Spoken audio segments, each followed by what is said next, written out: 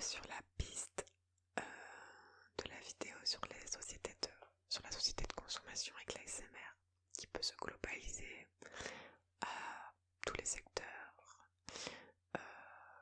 que juste l'ASMR. Mais là on va parler un peu plus de la manipulation de masse et du pouvoir des politiques et multinationales. Mais pour ce faire, je vous conseille, je vais vous parler d'un livre en fait que j'ai fini, que j'ai lu, et je vais vous lire certains passages pour vous montrer le truc. Mais le livre c'est celui-ci, c'est Le Réveil de Laurent Gounel. Il est pas très épais, mais il parle de tellement de choses différentes.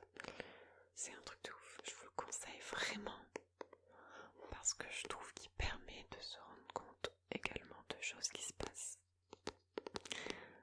dans la société et d'être au moins au courant des techniques de manipulation qu'on peut utiliser sur nous, le peuple, les gens en bas.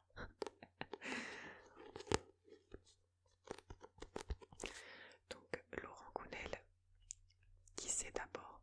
C'est un économiste de formation et il s'est ensuite pris de passion pour la psychologie et la philosophie, et ses romans sont tous des best-sellers. Donc si vous voyez Laurent Gounel, il a quelques romans à son actif maintenant et je vous le conseille vraiment de malade. Genre Intuition, je vous l'avais conseillé dans une vidéo de livre.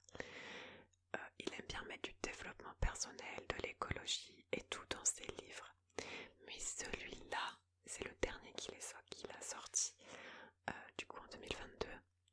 Et ce livre est clairement un livre pas du tout de développement personnel et un livre hors de sa ligne directrice dans ses romans, parce que ce livre il dénonce clairement notre société, clairement il dénonce notre gouvernement, il dénonce la démocratie dans laquelle on vit, parce que apparemment on serait plus trop en démocratie, enfin bref.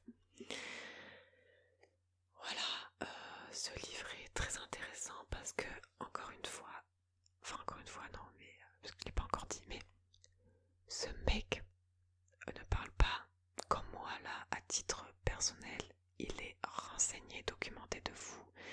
Il a toute une bibliographie à la fin du livre, et ce qui fait le plus de mal dans ce livre, c'est que tout est vrai. Enfin, tout est vrai de manière documentée, parce que tous les gens qui citent ont existé, les théories, tout existe en fait. On tape sur Wikipédia, on trouve pareil, donc voilà. Et puis je trouve ça super de faire quelque chose comme ça pour le grand public, parce qu'encore une fois ça montre que la lecture, vraiment la lecture, c'est vraiment un moyen de s'instruire plus que voilà, tu regardes une série, un film, c'est pas de l'instruction, c'est du divertissement et presque de l'abrutissement des fois. Et donc les gens intelligents qui écrivent des livres comme ça doivent être lus, en fait, c'est de l'instruction, et au moins savoir, et même si on n'est pas d'accord sur certains points, c'est important, je trouve, de savoir tout ça. Voilà. Donc je vais vous lire de ce pas le résumé.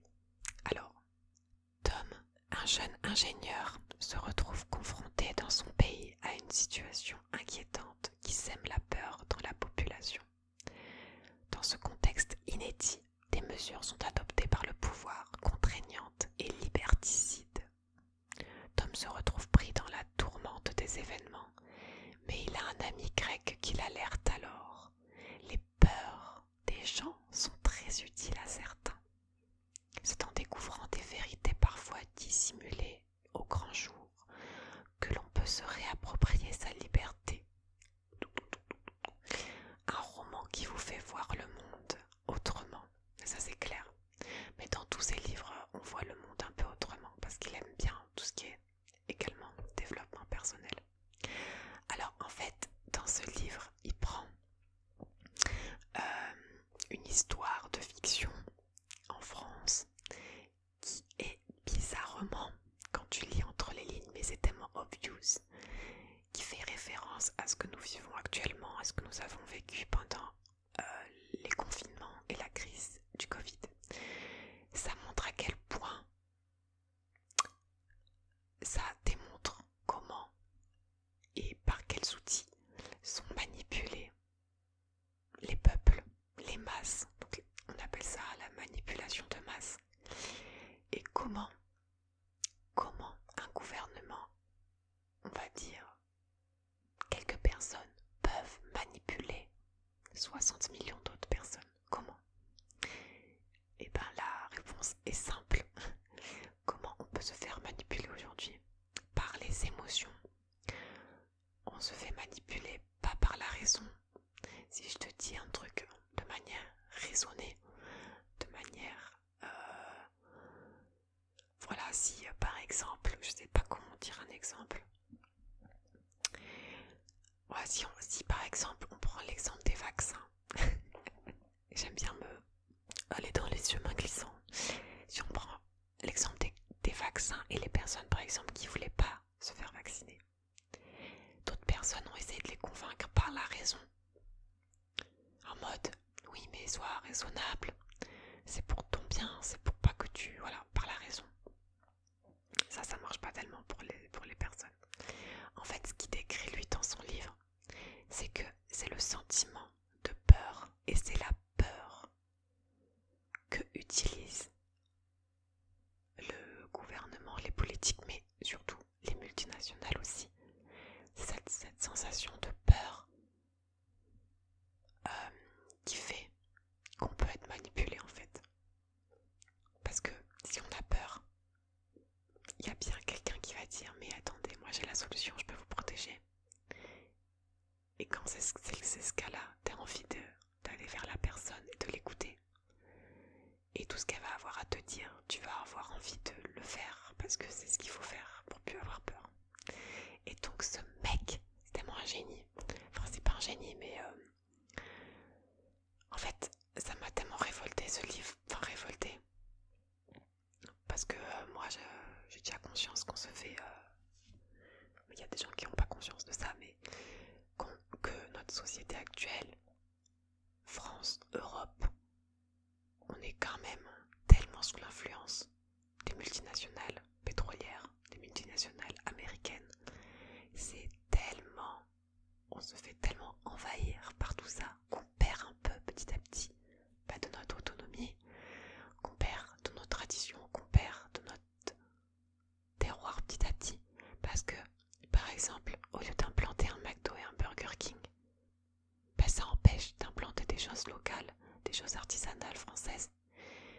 J'ai vu plein de reportages sur ça, le fait qu'on perd petit à petit notre savoir-faire français, que ce soit agricole, que ce soit des trucs faits main en fait. Aujourd'hui, plus beaucoup de personnes savent coudre. C'est bête, mais voilà, c'est pas trop le sujet, mais ce livre est juste trop bien. Donc en fait, ce que j'ai envie de faire, c'est que j'ai envie de vous lire quelques petits résumés et vous parler aussi d'un ou deux petits trucs qu'il aborde dans son roman. Mais avant tout ça, j'aimerais vraiment, parce qu'on va dire ouais Pauline, le but d'une vidéo ASMR c'est de se détendre, c'est pas de stresser et tout, non.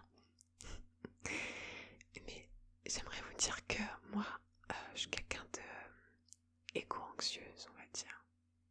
En même temps, j'ai fait une formation qui m'a permis de développer ce sentiment-là, mais c'est pas le sujet. Mais il est important de savoir, en fait, même si on se fait manipuler, imaginez. Parce qu'il y a des personnes qui vont dire ah ben non, oui.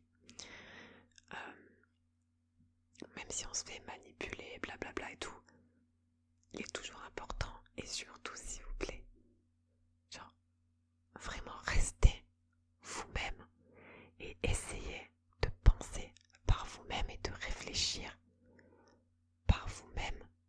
Et si vous avez une lacune sur quelque chose, d'essayer de vous renseigner et de chercher, parce que faire gaffe avec les médias aussi. Les médias ont un peu envie de dire ce qu'ils veulent parce que c'est pas vraiment des médias indépendants, d'accord? Il faut vraiment des choses comme ça existent. Et ensuite, voir le monde autrement. Et il faut toujours qu'on agisse également ensemble, de manière unie, et surtout ne pas créer des conflits internes au peuple, par exemple. Surtout ne vous éloignez pas non plus de votre famille, de vos proches, de vos amis. Si vous avez des différends sur des avis, par exemple, tels que le vaccin.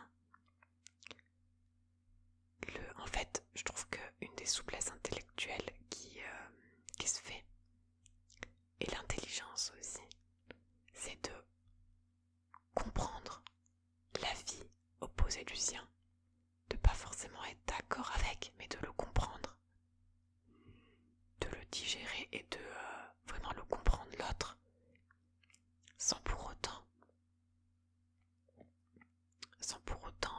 le partager, mais juste comprendre, accepter. Ok, toi tu penses ça, toi tu veux pas te faire vacciner, je comprends totalement toutes tes raisons, c'est ton choix, moi je choisis ça, voilà, tranquille. Et pas créer des débats, parce qu'en fait c'est vraiment ce qu'il dit dans le livre, le mec. En fait, c'est une malheureusement, les débats dans nos vies perso sont le résultat de manipulation gouvernementale, parce qu'en fait c'est des techniques. En fait, la technique de cliver, de séparer les gens par leurs opinions pour dénoncer les autres, c'est tellement une des techniques qui nous explique dans ce livre. Parce qu'en fait, en disant à tout le monde par exemple de se vacciner, la plupart des gens l'ont fait, d'accord. Moi je l'ai fait. Moi je suis transparente. Sauf qu'en le faisant, eh ben, on devait quand même, je sais plus, imagine, je donne des exemples de merde, on devait quand même porter le masque parce qu'il y avait des personnes qui, elles, n'étaient pas vaccinées. Et du coup, en fait, on en voulait à ces personnes-là. Et du coup, ces personnes-là qui étaient en minorité peuvent se sentir aussi honteuses, peuvent se sentir à l'écart de la société. Et ça, c'est vraiment ce que le gouvernement fait. Parce que le gouvernement, qu'est-ce qu'il voulait ? Il voulait que tout le monde soit vacciné. Donc en pointant du doigt ceux qui ne le sont pas, en fait, il a même pas à se salir les mains. C'est comme si nous, les gens vaccinés, on obligeait les autres pas vaccinés à se faire. On fait le travail. On a fait le travail à leur place, en fait. Et tout ça en se divisant. Et c'est vraiment très triste parce que c'est une des techniques de manipulation. C'est vraiment... c'est par exemple technique de manipulation qu'ils ont utilisée. Mais j'aimerais vous lire tout le livre, mais j'ai pas le droit. Mais une technique des manipulations qui sont utilisées, c'est le fait de dire ok, on met le vaccin, mais il sera pas obligatoire. Mais après, il fallait le certificat de vaccination pour entrer dans des lieux de théâtre, etc. Donc en fait, le vaccin il est pas obligatoire. Première étape. Mais après, si tu l'as pas fait, tu peux pas aller là. Hein, donc il est vraiment pas obligatoire. Et en fait, c'est tellement des techniques, et là il nous l'explique dans ce livre, ces techniques de manipulation qui vont te faire faire le vaccin. Il y a plein de gens au début ils voulaient pas, et après ils se sont fait faire parce qu'ils avaient envie de vivre. Mais finalement ils se sont soumis. Et en fait ces techniques-là, elles existent depuis belle lurette, même à l'époque d'Hitler. Comment des Allemands ont pu se dire presque du jour au lendemain que les Juifs, il fallait les exterminer, les tuer. Comment ? Vraiment c'est... Et c'est utilisé par plein de multinationales.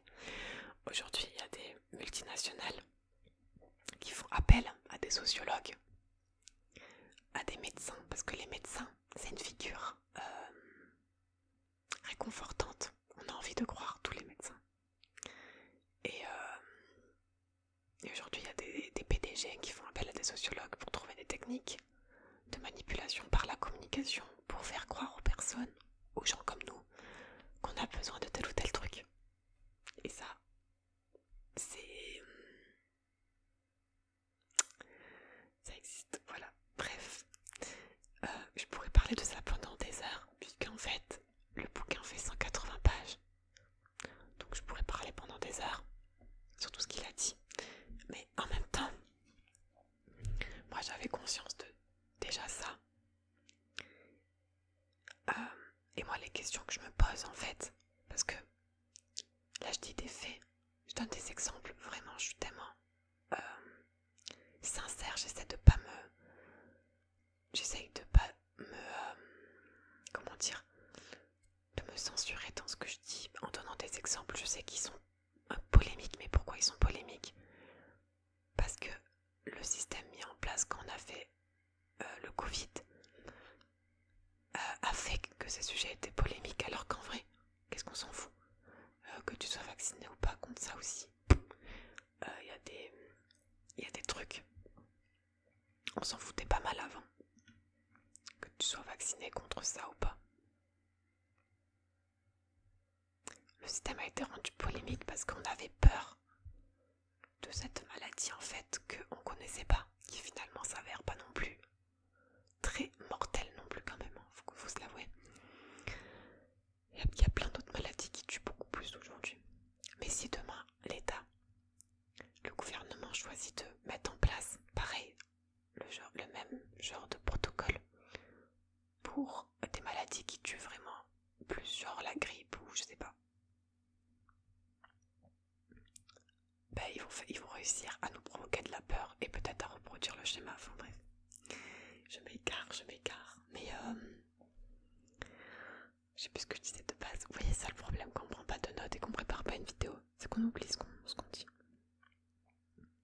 Mais ouais, du coup moi les véritables questions que je me pose en fait, c'est comment on a pu en arriver là.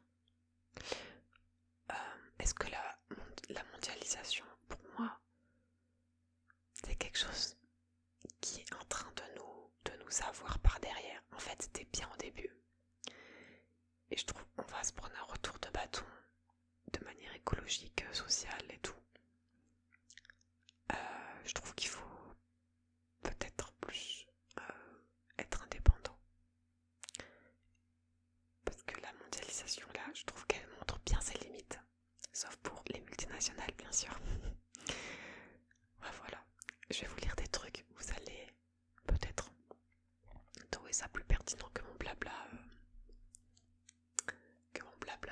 Qui ne veut rien dire.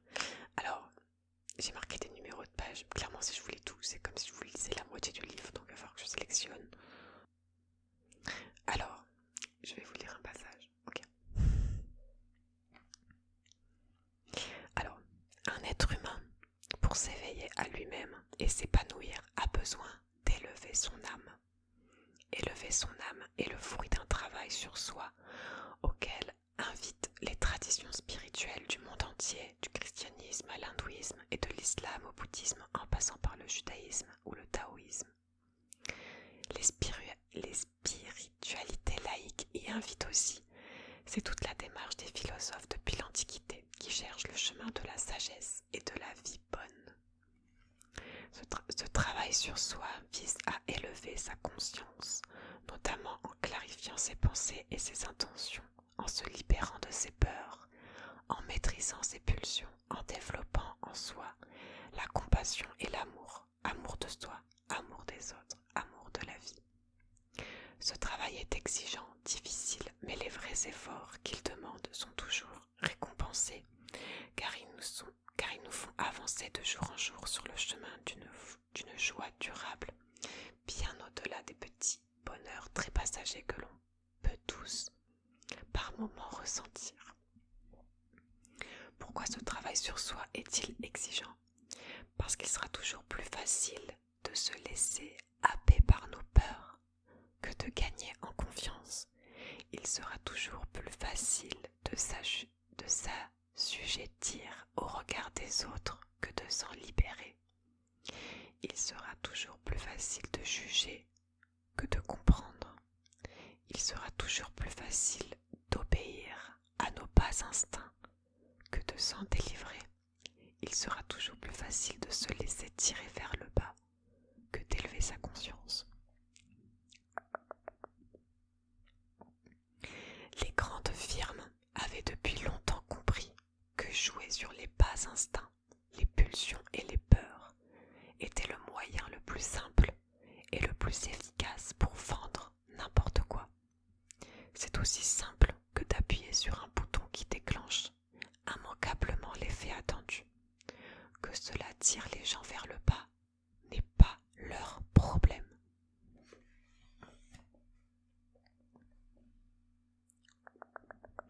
Cette démarche s'était donc généralisée, et pas seulement pour vendre des produits, le cinéma, la télévision, les jeux vidéo.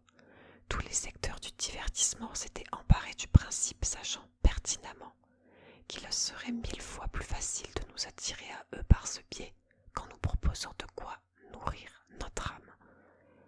On y avait donc progressivement trouvé de plus en plus de violence, de sexe, de vulgarité, et le phénomène s'était accentué gravement avec la privatisation et la multiplication des chaînes de télévision. Donc là je fais une pause, mais ça montre que, et ça rejoint ma vidéo sur la société de consommation, sur le fait que les gens en haut là, les gens des multinationales, les gens qui créent tout ça, qu'est-ce qu'ils veulent? Eux, ils s'en foutent de nous tirer vers le bas, ils s'en foutent de nous produire des produits mauvais pour la santé tant qu'il y a un business. Et là, je parle pas que de la bouffe avec tout le sucre qu'il y a, je parle aussi des produits, des pesticides. Qu'est-ce qu'ils s'en foutent tant que ça passe? Vous savez pas que Monsanto, ils ont réussi à manipuler le fait que le glyphosate c'était essentiel pour nous, des trucs comme ça quoi. C'est un truc de malade, des trucs toxiques qui sont sur nos aliments. Mais eux, ça va parce qu'ils se font du business. Et c'est un truc de ouf.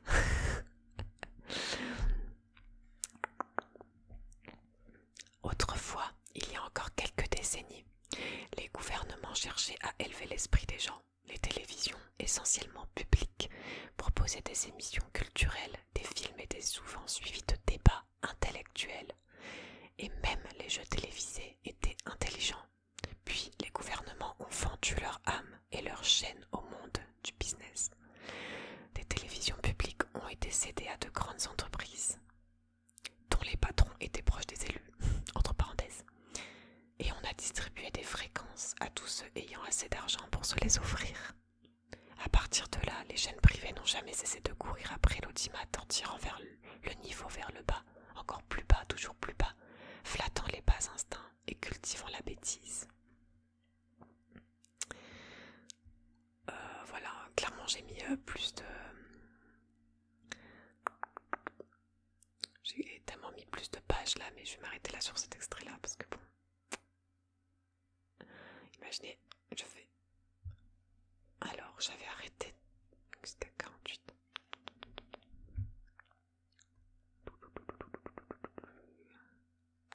J'aime trop la dernière phrase. Malgré tout, il était confiant. Il parle du personnage qui fait un peu la réflexion du livre.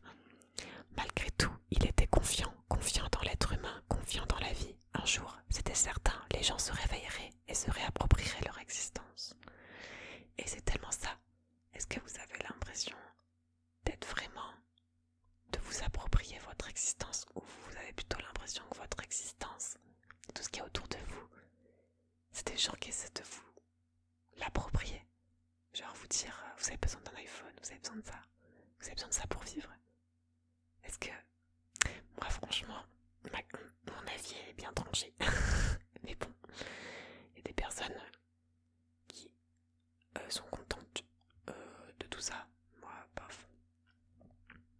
Alors attendez, j'ai mis un autre passage. Alors... Ah ça me... J'adore quand ça dénonce et ça balance sur les multinationales. Alors, attendez, je vais vous lire. Alors, je vous lis des petits passages. Mais il faut vraiment lire ce livre en entier, vraiment. Alors, que des patrons de multinationales veuillent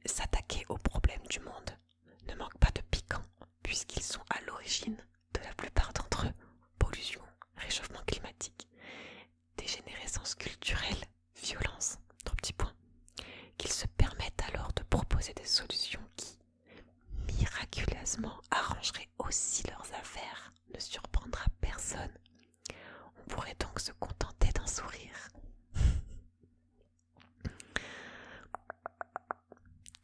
Hop là, c'est que des trucs... ça balance quoi. Après, j'ai mis quoi? 59.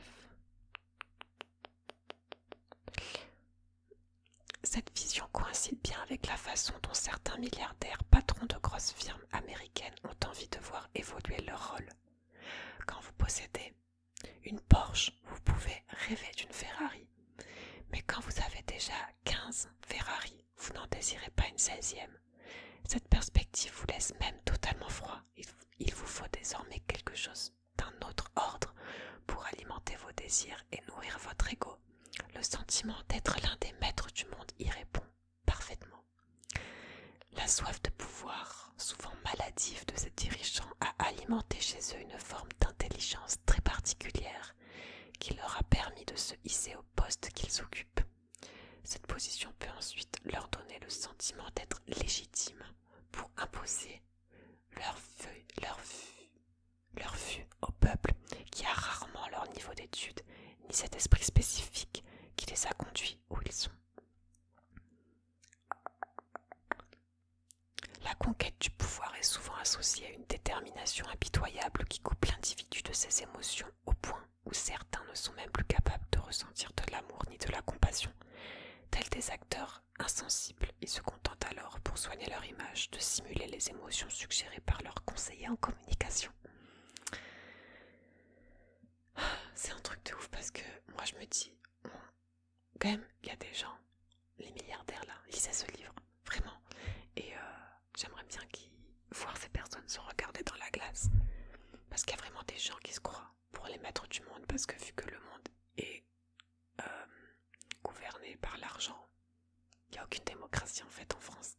Je vais violent là dans ce que je dis, mais il y a plein, on ne sait pas ce qui se passe derrière les bureaux, on n'assiste pas à ces réunions, on ne sait pas si des gens se font glisser des pots de vin, voilà, bizarrement là,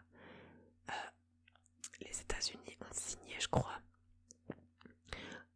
l'implantation d'un nouveau fast-food qui est aux États-Unis, mais qui n'est pas encore en France. Et là, ils ont signé pour 10-15 restaurants pour qu'ils s'implantent en France parce qu'ils savent très bien que la France est très demandeuse, entre guillemets, de tout ça. Bon, on a implanté tous les McDo, on a implanté tous les BK. Voilà, en fait, on devient américain, quoi. Ça m'énerve, ça. Putain, bref. Après, j'ai mis quoi comme page? Moi, c'est vraiment une question, ça. Est-ce que vous pensez qu'on a vraiment encore du pouvoir? Mais ça, c'est bien sûr une question qu'il nous dit dans le mot de l'auteur à la fin. On finira sur ça, moi, pour donner une bonne note à tout ça.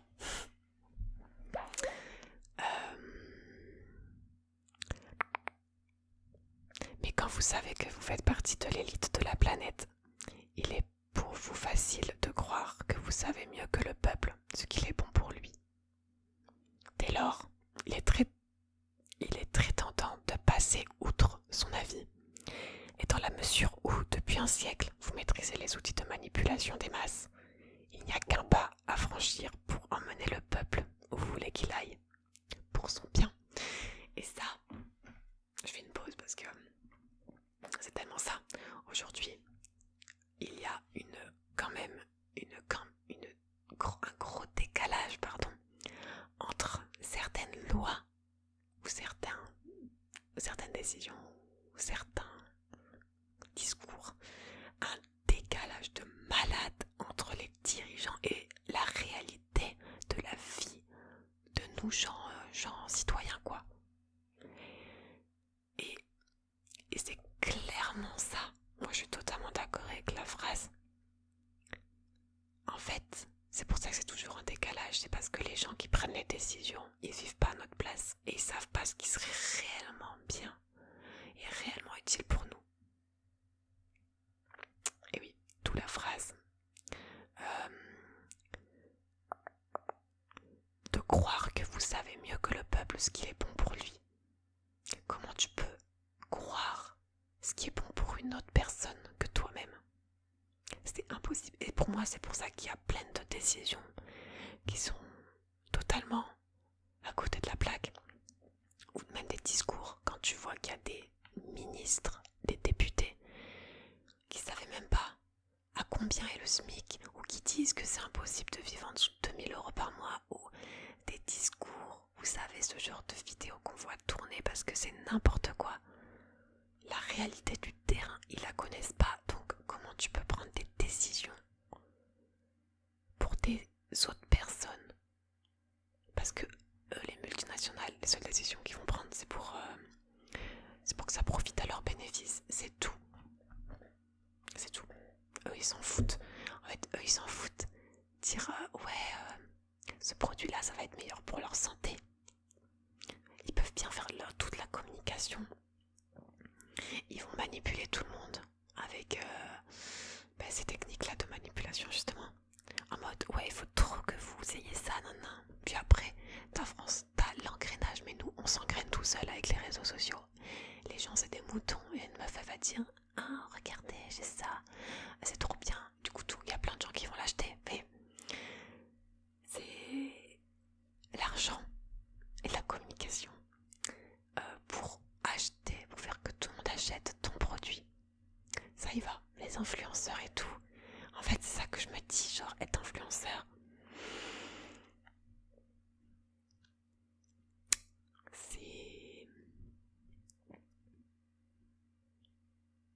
c'est quand même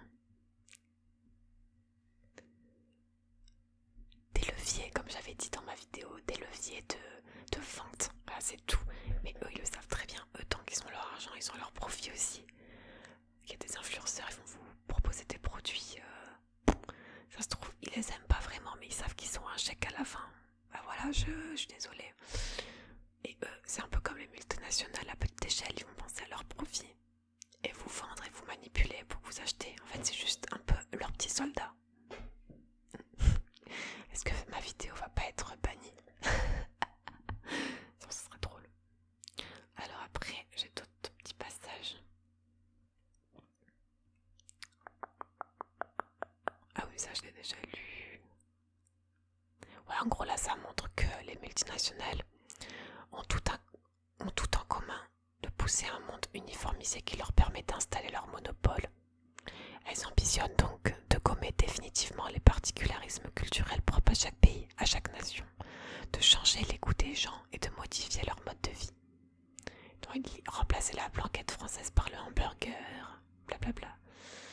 Avant, on avait tous nos petites cultures, comme il dit. Et aujourd'hui, tout le monde chante libéré, délivré de la Reine des Neiges. En fait, on est tellement maintenant tous avec la mondialisation sur une même culture que ça détruit toutes les petites particularités de chaque population. Bref. Ça parle du Brexit aussi. Et c'est super intéressant. Ça parle que le Brexit était un coup dur pour les multinationales américaines. Un vrai cauchemar. J'ai des appels là qui m'arrivent, j'adore. J'avance un peu, mais j'adore aussi. Il faut aussi se poser la question sur la liberté d'expression, parce qu'il y a beaucoup de médias, voilà, on le sait. Enfin, ça le problème, c'est qu'on le sait, mais pas en fait je dis ça, mais ça se trouve pas du tout, mais que tout le monde le sait. Mais les médias, mais ils te montrent. TF1 c'est privé, enfin, plus rien n'est public, presque. On ne peut, je cite, on ne peut pas laisser dire n'importe quoi au nom de la liberté d'expression. Donc cette phrase montre juste qu'il y a une liberté d'expression, que la liberté d'expression a des limites. Tu peux pas laisser dire n'importe quoi aux gens. Et en fait, c'est ce que font les réseaux sociaux. Facebook, YouTube, tout. Les réseaux sociaux, ils vont bloquer les publications. Ils retirent rapidement les textes et vidéos qui vont être problématiques. Et problématiques pour qui? Et bien problématiques pour les multinationales. Enfin bref. Donc le truc que je voulais vraiment vous parler, et que je trouve ça, vraiment c'est ce passage, c'est le trilemme ça sur internet pour en apprendre plus. En gros, c'est un trilemme. Donc Dani Rodrik est un éminent économiste d'origine turque, professeur de la prestigieuse université américaine Harvard, conférencier et à London School Academy. Bref, voilà, le mec c'est un balèze. Et en gros, en 2008, il a fait un trilemme. Donc c'est pas un dilemme, c'est un trilemme parce qu'il y a 3 trucs qui peuvent pas s'associer ensemble, d'accord? Et le principe est le suivant, donc je vais vous le lire. Il faut que vous soyez prêts à ça. Je déconne. Je vais vous le lire et vous allez voir. Parce qu'en fait, ce trilemme, il est connu par les grands dirigeants. Parce qu'il le dit. Il arrive même qu'il le consulte sur tel ou tel sujet économique, comme l'a fait en France le président Macron en 2021. Bref, ces dirigeants connaissent forcément la théorie du trilemme qui a fait la réputation de Dani Rodrik dans le milieu économique. Donc, dites-vous que ce trilemme, tous les dirigeants le connaissent, d'accord? Donc, je vous lis le trilemme. Le principe est le suivant, 2 points. La démocratie s'est développée parallèlement à l'industrialisation, notamment car celle-ci a engendré un bon nombre de négociations sur les conditions de travail, le temps de travail, la création d'une sécurité sociale, les normes de sécurité, les normes environnementales. Toutes ces règles encadrant le travail ont été négociées au fil du temps pour aboutir à une réglementation qui traduit la volonté des citoyens. C'est la démocratie. Quand une multinationale fabrique ses produits en Extrême-Orient en ne respectant aucune règle, et que cela entraîne en Europe ou ailleurs la faillite d'un fabricant local qui, lui, les respecte, elle sape d'un coup les négociations sociales et environnementales menées au fil des décennies. Les gens sentent bien que ce n'est pas légitime. La mondialisation ne pourrait fonctionner que si tous les pays adoptaient les mêmes règles supervisées par un gouvernement mondial. Mais, selon Dani Rodrik, ce n'est pas souhaitable. Chaque nation a ses propres préférences pour ses institutions et sa réglementation. Les nations ont droit à ces préférences car elles sont le fruit des décisions démocratiques prises à l'intérieur de leurs frontières. Tout le trilemme, donc ça c'était une introduction, tout le trilemme, Rodrik démontre, écoutez bien, Rodrik démontre qu'il est impossible pour une nation d'être en même temps souveraine, mondialisée et démocratique. Elle peut seulement réunir 2 de ces 3 éléments, mais jamais les 3 ensemble. Donc, si on fait cas par cas, d'accord, c'est de là ou c'est de là, ok. Une nation qui peut être démocratique et souveraine. Une nation peut être démocratique et souveraine, mais alors elle ne peut pas être mondialisée. Elle peut être mondialisée et démocratique, mais alors elle doit abandonner sa souveraineté nationale à un gouvernement mondial. Et elle peut être souveraine et mondialisée, mais alors il faut qu'elle abandonne la démocratie. Donc, en gros, si l'on veut garder des États souverains, donc en fait que chaque pays ait ses propres règles, chaque pays, qu'il n'y ait pas un gouvernement mondial qui dirige le monde, mais vraiment que chaque État soit souverain. Donc un des trilemmes, c'est ce qui est souhaitable selon Rodrik et selon, je pense, tout le monde. Il n'y a donc que 2 solutions. Et c'est quoi les solutions avec le trilemme? C'est soit on abandonne la mondialisation, ou soit on abandonne la démocratie. Et là, je vous lis le reste de la réflexion. Abandonner la mondialisation serait le cauchemar des multinationales. Elles œuvrent en permanence pour empêcher ce scénario et elles peuvent compter sur l'appui de la vaste majorité des dirigeants politiques.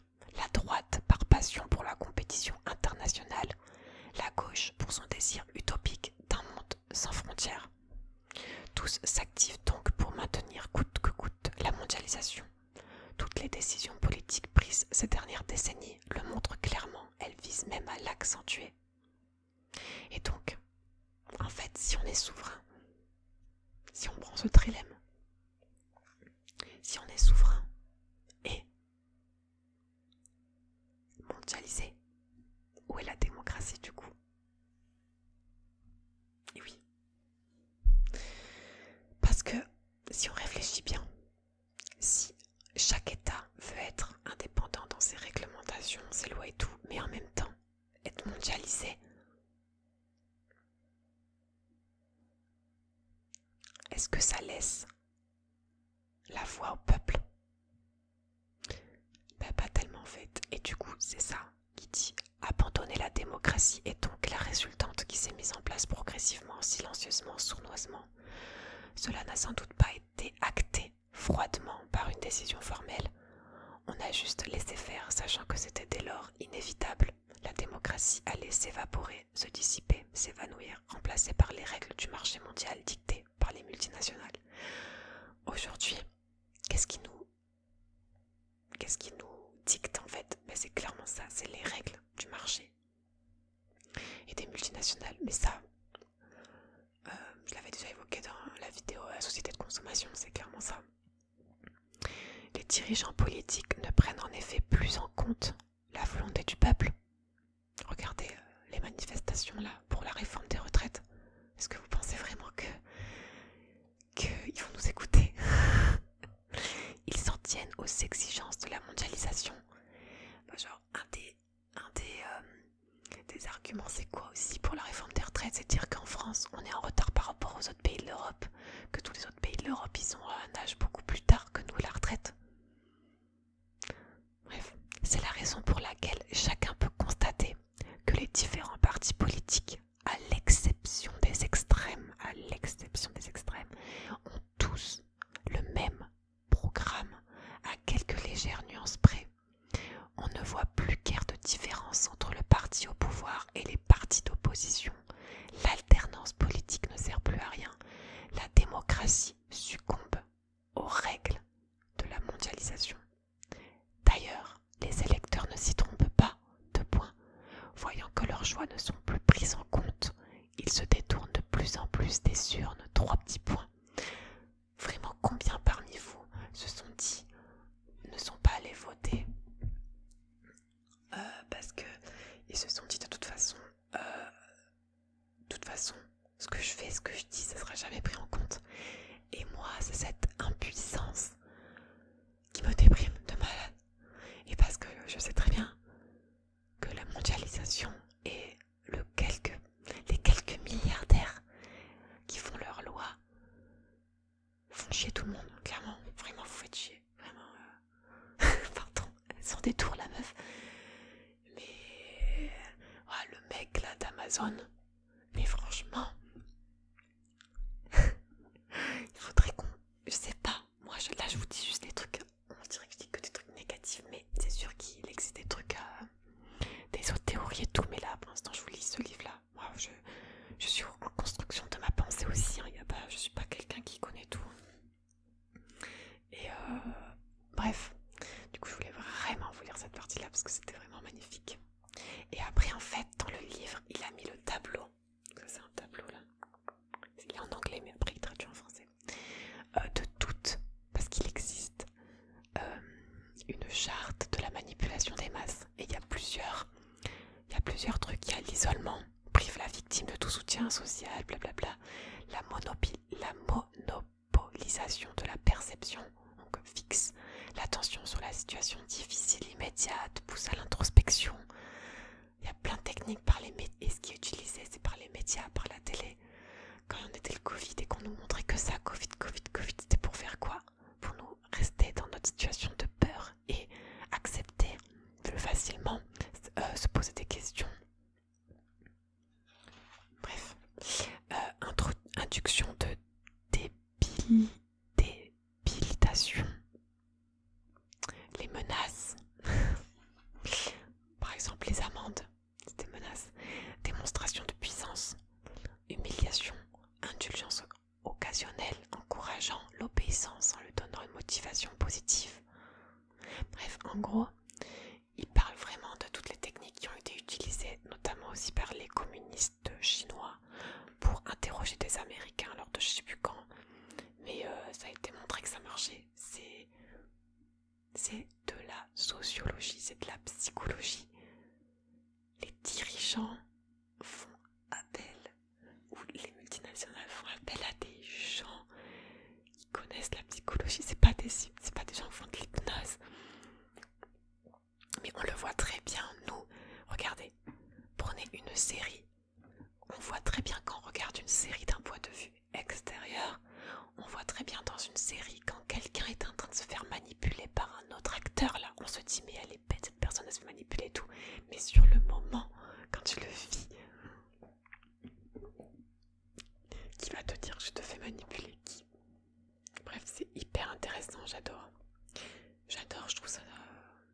ça intéressant, ce genre de livre, parce que ça nous fait vraiment se poser des questions.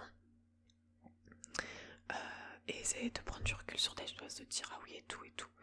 Et je pense que ça ne peut pas faire de mal. Il y a des personnes qui vont dire ouais, t'es extrémiste. Mais ça, en fait, dire que quelqu'un est extrémiste, c'est une technique de manipulation déjà aussi pour des dirigeants. C'est en fait pousser les gens, c'est comment on dit, j'ai plus le mot. Discréditer. C'est ça, discréditer. Ouais, en fait, quand tu dis quelqu'un extrémiste, en fait, cette personne, ça la place presque comme une sous-merde. Ça la place comme quelqu'un qui dit que de la merde. Qui est vraiment, c'est un fou en fait. C'est quelqu'un qui a besoin d'aller en hôpital psy. Alors qu'en vrai, c'est comme les gens sur le féminisme. Hein, quand ils disent ouais, féminisme. Et genre, comment la vision du féminisme partait d'un truc super bien. Et là aujourd'hui, il y a des gens qui disent ouais, le féminisme, c'est des fous, c'est des extrémistes. Mais pourquoi discréditer les droits des femmes? Putain. Peace. Bref. Et encore une fois, on n'a pas tous la même éducation. On n'a pas tous la même intelligence à se poser ce genre de questions. Il y a des personnes, malheureusement. Après, peut-être que c'est mieux d'être innocent, inconscient et insouciant. Peut-être. Voilà. Mais il y a des personnes que ça les intéresse pas en fait. Genre tout ce que je peux dire là, on s'en fout. Après, qu'est-ce qu'il y avait? Je regarde les pages vite fait que j'ai notées. Ah, tout le lobbying aussi. Le lobbying. Ah!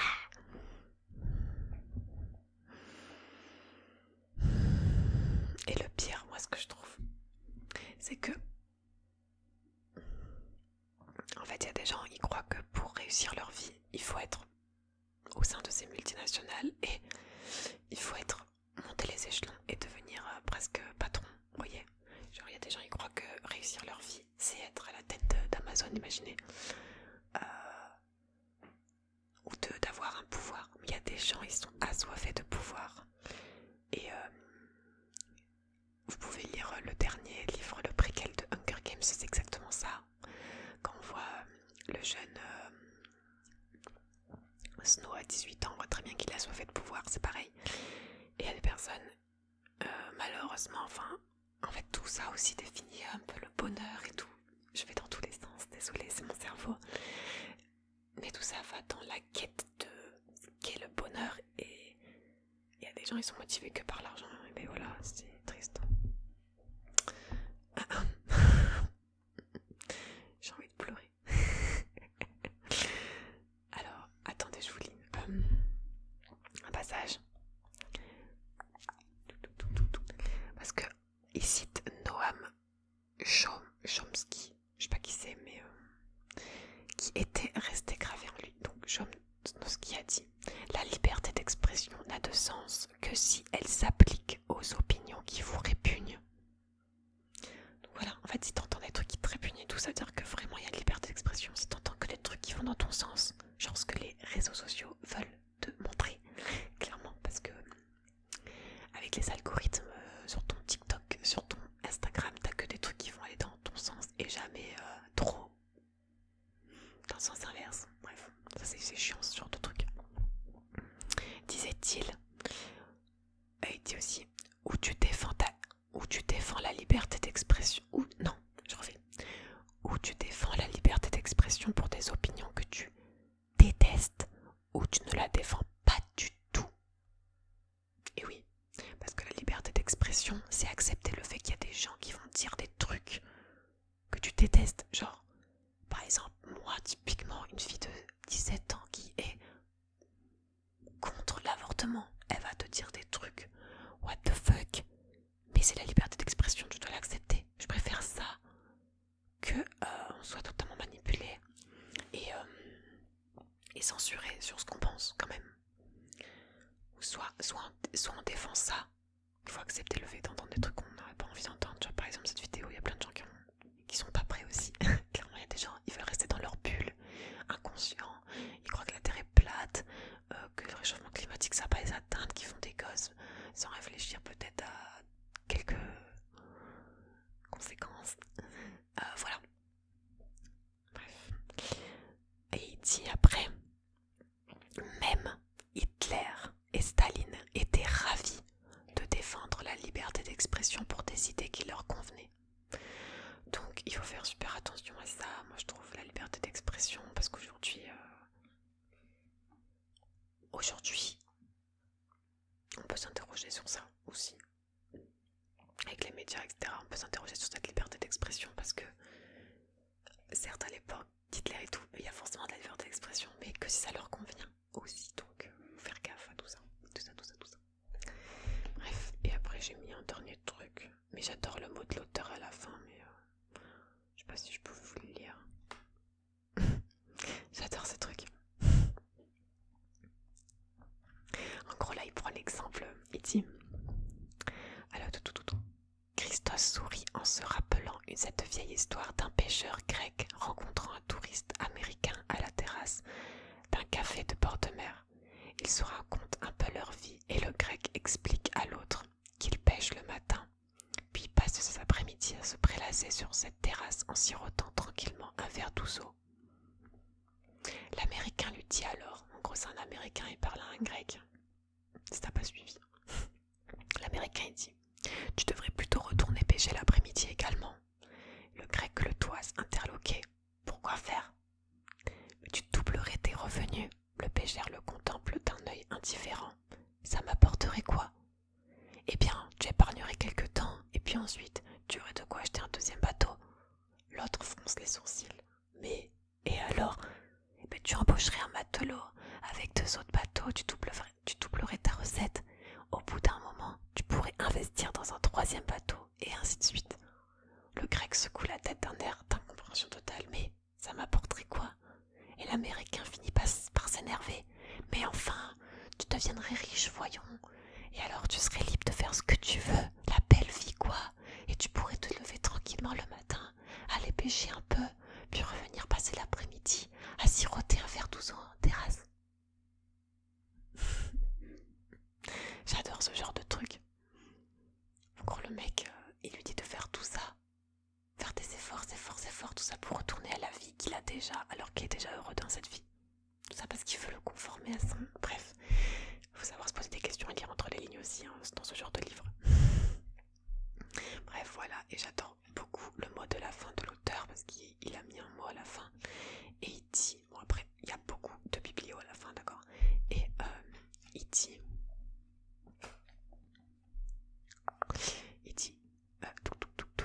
attendez parce qu'il faut vraiment que je vous lise ça.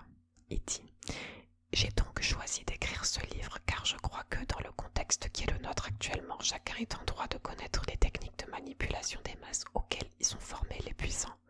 Ainsi, chacun peut les reconnaître quand elles sont à l'œuvre afin de les déjouer et ainsi pouvoir conserver sa liberté. Un droit essentiel du citoyen est en effet de pouvoir prendre ses propres décisions librement et non sous l'influence déloyale de personnes qui usent délibérément de techniques inconnues du grand public. Et à la fin, il met plein de trucs aussi avec d'autres raisons, etc. Et après, il met « Je sais pour ma part le risque que je prends en écrivant ce livre, 3 petits points, mais j'ai pensé que c'était mon devoir de le faire pour mettre en lumière les rouages et les mécanismes à l'œuvre dans tout ce que nous subissons depuis quelque temps. Ce n'est certes pas ma démarche habituelle, et je vais dès mon prochain roman revenir à ce qui m'anime profondément, créer des histoires positives qui contribuent à allumer des petites bougies. » C'est ce qu'il dit. Il dit qu'il aime allumer des petites bougies dans le noir des gens, etc. Enfin bref, je sais plus ce qu'il dit exactement. Mais ouais, c'est franchement ce livre, c'est un culot, c'est tellement de la... c'est un culot parce que ça... heureusement que je l'ai lu. Parce qu'imaginez un jour, il est censuré. Imaginez. Alors s'il est censuré, ça veut dire que déjà, ça prouve déjà que tout ce qui est dit dedans c'est vrai. Enfin, bref. Voilà, mais après, quand t'es dans ce genre de livre, t'es tellement à fond, t'es tellement omnubilé par ça, et franchement, moi ça m'a stressé de lire ce livre parce que ça m'a stressé, ça te remet tout en question, ça te dit putain, je suis qu'un pantin dans ce monde, etc., au service des putains de dirigeants, de manipulateurs, etc. Après, il faut prendre du recul. Vraiment, moi je vous conseille ça. Genre vraiment, il faut qu'on prenne du recul sur des trucs dès qu'il y a quelque chose. Dès qu'il y a une décision prise par les hauts là,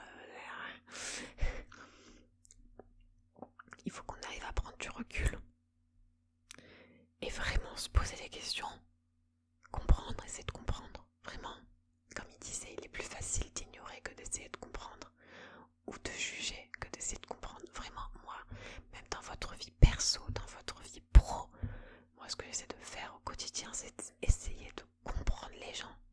Et je fais tellement que ça que c'est vrai que mon cerveau il explose. Mais les gens, on fait tout ça à l'adolescence, de juger les gens. Mais petit à petit, il faut essayer de comprendre les personnes. Pourquoi cette personne elle a réagi comme ça? Je lui ai dit ça, elle a dit ça. Pourquoi? Enfin, pourquoi elle veut. Pourquoi cette fille de 17 ans qui me saoule moi? Pourquoi elle est contre l'avortement? Mais c'est de la comprendre. Ça veut pas dire que je vais être d'accord avec elle, mais c'est à comprendre et d'accepter son avis, parce que si tout le monde avait le même avis, ce serait triste quand même. On n'aurait pas ce genre de discussion. Mais bref, vraiment prendre du recul, essayer de comprendre les situations et toujours essayer de se dire, est-ce que moi je suis bien? Est-ce que ça me correspond? Est-ce que je sens que ça touche à mes propres valeurs?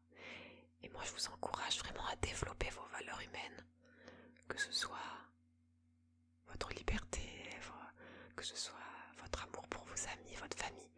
Vraiment, les valeurs humaines, c'est vraiment quelque chose qui définit vraiment, je pense, quelqu'un, un être humain. Et c'est important, que ce soit par le développement personnel, par exemple, de développer ça,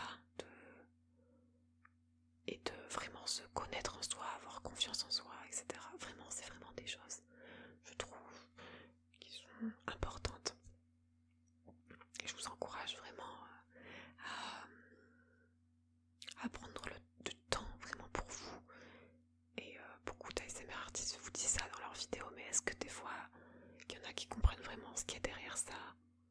Vraiment, prenez du temps pour vous. Prenez du recul sur la société, prenez du recul sur vos achats, prenez du recul. Est-ce que vous avez vraiment besoin de ce genre de truc dans votre vie? Prenez du recul sur ce qui vous rendrait vraiment heureux, heureuse aujourd'hui, qui n'est pas quelque chose de matériel aussi, hein. Vraiment, essayez des fois de vous détacher de tout cet aspect matérialiste.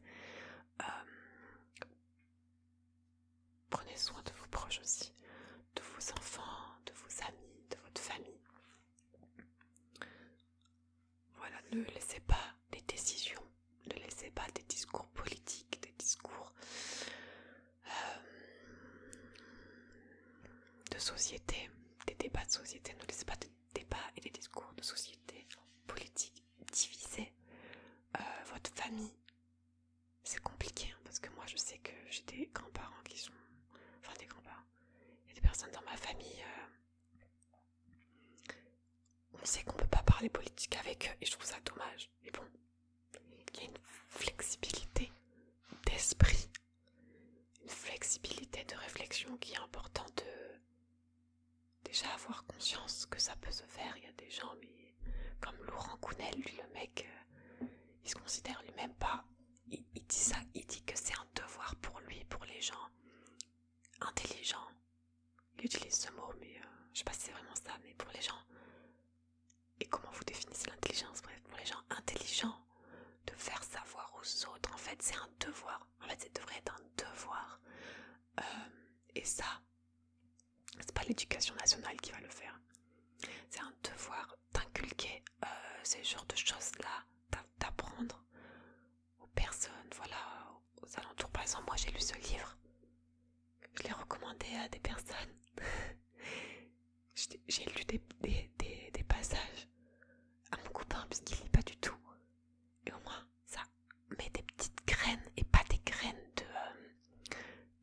d'idées anarchistes ou de graines d'idées de rebelles.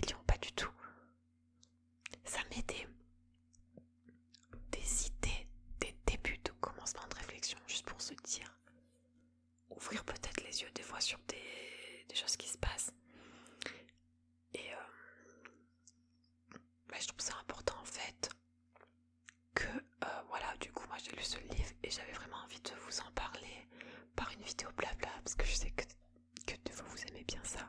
À part que je parle vite et que là, j'ai clairement soif. J'ai clairement mal à la gorge. J'avais envie de vous en parler parce que je me dis, bon, moi, à mon échelle, qu'est-ce que je peux faire? J'ai un peu plus de 700 personnes qui me suivent, d'ailleurs, merci. Et mais voilà, moi j'aime bien faire des vidéos de détente, etc. Même si je sais que bon, je rentre pas dans le sujet. Mais voilà, si je peux aussi apporter ce genre de début de réflexion, parce que moi, encore une fois, c'est pas des disclaimers ou quoi, je m'enlève pas de la responsabilité de ce que je dis, mais je ne suis pas du tout la personne la plus apte à vous expliquer tout ça, et je suis pas non plus la personne la plus renseignée, loin de là. Je connais des personnes qui sont beaucoup plus renseignées, mais n'hésitez pas à faire des recherches, à faire votre propre opinion. Voilà, je vais vous lire un mot positif de la fin de l'auteur quand même, parce que moi aussi c'est ce que je pense, mais c'est ce que je vous avais déjà dit dans la vidéo de consommation, et que tout le monde a conscience, mais que personne n'applique, et que du coup j'ai envie de me tirer une balle qui irait dans ma bouche, qui ressortirait par mon cul pour traverser tout mon corps. Non, je déconne. Personne va écouter jusqu'à là cette vidéo de toute façon. Alors, qu'est-ce qu'il dit? Je vais vous dire. Écoutez ça.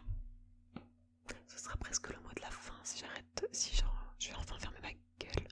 Alors, en l'occurrence, les multinationales sont certes parfois devenues de véritables empires plus puissants que des États.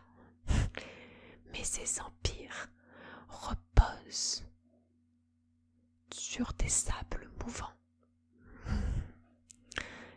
Leur puissance est en effet celle que vous et moi leur donnons par nos simples choix de consommation. Les énormes ressources financières qui leur donnent tant de pouvoir proviennent du cumul de nos petits achats de tous les jours et des contrats signés par des élus que nous choisissons. Dans les deux cas, c'est donc bien nous qui détenons encore le véritable pouvoir. Et donc, je vous conseille de lire aussi le livre Discours sur la servitude volontaire de Jankélévitch, je crois. Je vais pas dire de la merde. Discours sur la servitude volontaire. Ça montre bien que n'importe où, dans n'importe quelle société, dans n'importe quel régime totalitaire, démocratique, tout ce que vous voulez, le vrai pouvoir est au peuple. En fait, c'est nous qui décidons par le choix de nos élus. Donc, en allant voter ou pas, certes, les choix ne sont pas ouf. Aux dernières élections, c'est n'importe quoi. Enfin, allez, je rentre pas dans la politique. Mais ça fait... voilà, du coup, ça fait 10 ans qu'on a les mêmes deux en haut. Je trouve ça dommage. Mais bref, c'est que mon avis personnel. Par le choix des élus. Mais ces élus, comme on l'a lu tout à l'heure, ils sont un peu corrompus par les multinationales.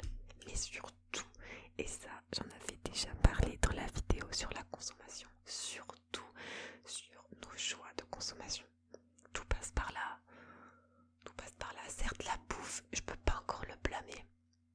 C'est compliqué de faire local, à part qu'on est vraiment à la campagne, à côté d'agriculteurs ou riches en ce moment. Mais sur le reste, vraiment, il pourrait tellement y avoir des efforts. Et ça passe aussi par la sensibilisation. Et ce qui est dur, c'est toujours de sensibiliser les gens sans les faire culpabiliser et leur reprocher des choses. Et ça, il faudrait que les gens qui fassent ça utilisent des techniques de manipulation. Est-ce qu'on ne peut pas manipuler dans le bon sens au moins? Vraie question. Non mais sans déconner, dire à quelqu'un ouais t'achètes du Zara, c'est mal, tu crois que la personne va arrêter d'acheter du Zara? Elle va juste culpabiliser, ça se trouve 2 minutes, et après elle va dire ouais c'est qui lui, il sait rien, non, c'est un extrémiste, et voilà elle va te discréditer comme ça. Bref, c'est super dur de... En fait c'est pas possible, est-ce que c'est possible de changer les gens? Je ne sais pas, mais de les faire... Là on voit bien qu'avec l'augmentation de l'énergie de tout. Là, les gens, ils passent à d'autres modes de vie, tu vois. Donc en fait, dès qu'il y a vraiment une pression, ils peuvent changer, mais c'est vraiment par égoïsme, par atout personnel, parce que tant que ça les touche pas, ils vont pas changer en fait. Et je pensais que le jour où on verra vraiment les impacts du climat, parce que là les gens, il y en a, même moi, je suis là, j'accepte ce qu'ils disent, je comprends, mais ça me fait hurler, hein. Ça me fait hurler aussi. Ça me fait hurler quand je vois des gens qui trient pas leurs déchets, alors que ça paraît la base quand même. Enfin voilà, de ce genre de truc. Cette vidéo va être super longue. Mais complète. On pourra pas dire ouais, Pauline, t'as pas assez parlé. Mais ouais, mais en fait, vu que des personnes me réclamaient la suite de la vidéo sur la société de consommation et tout, ou une autre vidéo sur ça et tout, je vois qu'il y a des gens aussi qui ont peut-être besoin qu'on leur parle de ce genre de trucs. À croire qu'il n'y a pas assez de discours là-dessus. Vous voyez, je sais pas. Mais ouais. Là j'ai parlé alors j'ai fini ce livre ce matin et je l'ai commencé hier. Donc c'est vraiment très frais dans ma tête. Du coup c'est pour ça que je suis vraiment à fond. Mais là je vais commencer mon processus de digestion, de questionnement, réflexion dans ma tête et de recul. Donc voilà, j'ai pas envie, prenez pas mes propos comme extrémistes de toute façon. Traiter les gens de complotistes, de théorie du complot ou de extrémistes, c'est juste rentrer dans ce que d'autres gens veulent que tu dises en fait. Mais oui, que de plus logique. S'il y avait vraiment, imaginez, il y avait vraiment une théorie du complot, chose que je trouve ça un mot fort pour dire juste qu'on nous malmène, mais bon, anyway, imaginez vraiment une théorie du complot et que les gens ils disent ah mais toi tu crois à la théorie du complot alors qu'imagine elle existe vraiment. C'est juste de repousser les gens et du coup la théorie du complot elle aura vraiment marché parce que du coup la plupart des gens croiront que c'est du fake. Bref, j'arrête. Je m'embrouille. J'ai super mal à la gorge, je vais aller boire un coup. Et ben j'espère que vous pourrez aller lire ce livre. Moi je l'ai emprunté à ma médiathèque. Il était dans les nouveautés, j'ai vu le nom de l'auteur, j'ai fait MDR, je vais me prendre la tête, mais je vais le lire. Et je suis vraiment contente parce que j'ai l'impression d'apprendre des choses. Et que les choses soient bonnes ou mauvaises. Est-ce que la connaissance c'est pas le meilleur moyen pour se développer aussi? Voilà. Donc je vous encourage vraiment à lire ou vous informer sur internet. Parce que c'est pas avec les infos à la télé qu'on s'informe vraiment, hein. Juste, ça me déprime moi les infos maintenant. Ça parle que de la guerre, j'ai l'impression qu'on nous fout que... En fait j'ai l'impression que c'est un peu encore de la manipulation entre guillemets. On nous montre tellement que de la guerre, Ukraine et tout, la peur, les combats. Et moi vraiment ça m'avait mis dans un état un moment. J'étais stressée, j'étais pas bien, j'avais peur. Et quand t'as peur, qu'est-ce que les gens ils vont faire? Ils vont faire des réserves de bouffe et ils vont faire des réserves de gasoil et tout ça. Et du coup les gens ils profitent peut-être de cette guerre pour augmenter les prix partout. Parce que est-ce que vraiment l'augmentation de tous ces prix est justifiée vraiment? Moi je suis pas du tout renseignée sur le sujet. J'ai qu'il y a des productions là-bas, du coup ça atténue la production, blablabla. Mais est-ce que c'est fou quand même qu'il y ait une guerre? Attendez, il y a une guerre en Ukraine contre la Russie. Pourquoi le prix des fruits et légumes d'Espagne augmente? Moi je comprends pas la logique. Donc, mais posez-vous ce genre de questions. Après du coup on peut discuter. Moi je suis toujours open aux discussions dans la bienveillance, sans le jugement, essayer de comprendre les gens. Parce que les gens-là qui commencent à venir à t'agresser, à te dire ce que tu dis, c'est n'importe quoi, t'es pas renseigné et tout, bah vas-y, renseigne-moi, donne-moi un truc.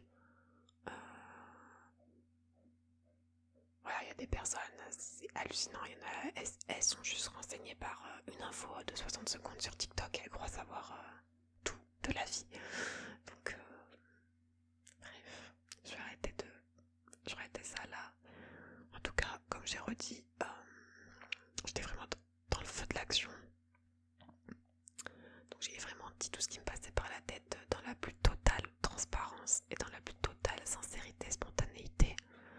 Donc je pense que le montage va être bien drôle parce que quand on parle comme ça, des fois on se dit attends, je dis ça mais je vais mettre sur YouTube quand même, est-ce que ça va être accepté? Je vais essayer de faire un montage propre quand même, de faire un montage sans trop cut des trucs que j'aurais dit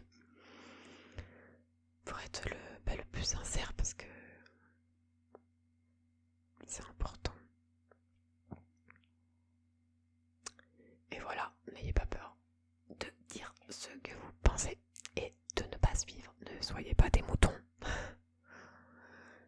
En même temps, j'ai vécu avec mon père qui fait que me dire ne sois pas un mouton, Polly, ne sois pas un mouton. Voilà. Bon. Et bien, on va s'arrêter là. 1h16, ok. J'ai déjà la flemme de monter cette vidéo. Vraiment. Mais c'est pas grave. Je vous conseille également de lire La Servante écarlate sur le domaine du féminisme, tout ça. Le pouvoir encore, comment il peut nous changer, manipuler, etc. En laissant quelques libertés. Ça va dans la même lignée. Et comme Hunger Games, voilà, les trois. Le réveil de Laurent Gounel, La Servante écarlate de Margaret Atwood et Hunger Games, la balade de l'oiseau chanteur et du serpent, un truc comme ça, de Suzanne Collins. Les trois là, vous les lisez à la suite comme j'ai fait, et ben c'est bon. Vous en pouvez plus du pouvoir. Non mais c'est vrai. Non, moi aussi, je vais lire un livre. Là, je vais lire un nouveau livre qu'un abonné m'a conseillé. Je sais plus son nom, putain, les pseudos, ça m'a... La fille du train, je vais lire La fille du train, un thriller là, qui a l'air pas mal, j'ai lu le résumé. Ça va me changer un peu les idées. Et j'ai pas envie de me changer les idées pour oublier, non, vous inquiétez pas.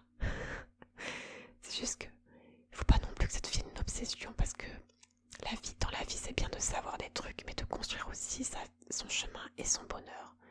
Mais d'avoir connaissance de tout ça et d'agir en conséquence pour être en accord avec ses valeurs. Et moi, je suis quelqu'un qui a beaucoup de valeurs.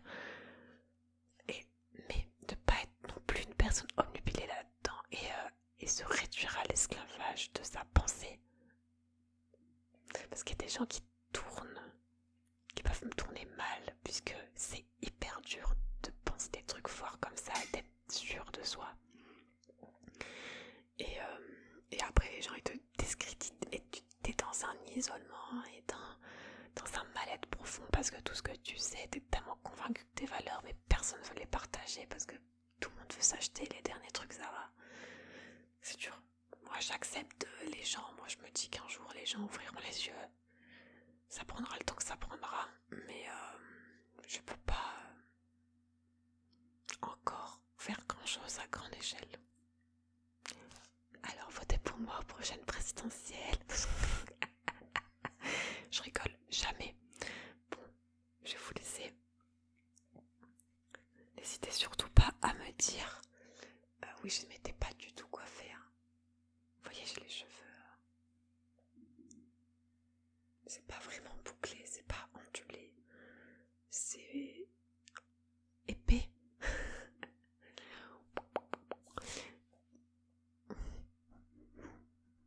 Ce genre de vidéo pour les conclure, c'est compliqué parce que tu sais pas. On dirait que ça fait genre 30 minutes, j'essaie de conclure. Il y a toujours un truc à dire. C'est compliqué la vie. Moi, sachez que ce genre de vidéo, ça me permet aussi personnellement de vider mon sac tenez mon sac. Non mais, et aussi de partager tout ça quoi, avec vous. Donc c'est plutôt cool. Je sais pas du tout quel titre je vais mettre. Autant elle fera genre 10 vues, 100 vues. Mais ouais. Tu vois, moi, être connue par ce genre de vidéo, ça me fait plaisir. Genre la vidéo, la société de consommation qui a eu 6000 vues, bah j'étais contente. Parce que moi c'est cool, j'apporte quelque chose aux gens autre que ce qu'on voit tout le temps, mais c'est cool. Bon allez, je vous laisse. Surtout déprimez pas, hein. Déprimez pas. On va y arriver. Tant qu'il y a des gens sensés, moi je crois toujours qu'il y a tout le temps une part de la population qui est un peu comme moi, vous voyez, enfin un peu comme moi, en mode je peste. Non, mais c'est tout le temps, faut toujours se dire qu'on n'est pas seul dans nos pensées vraiment. Et que c'est normal et légitime de se poser ce genre de questions. Voilà, c'est tout. On construit une société au fur et à mesure. Ce sera jamais fini la construction d'une société. C'est à la vie. Donc voilà, faisons les choses le mieux possible. Et passez une bonne nuit. Dodo. Et on se retrouve dans une nouvelle vidéo bientôt. Et moi, je serai probablement en vacances au moment où tu vois cette vidéo. Je pars loin. On verra ça bientôt ensemble. Bon allez, je te dis bonne nuit. Merci d'avoir regardé cette vidéo tout au long. Et si c'est le cas, je sais pas mets-moi des smileys rouges. Mets-moi un message avec un smiley rouge en commentaire si t'as écouté jusqu'à là.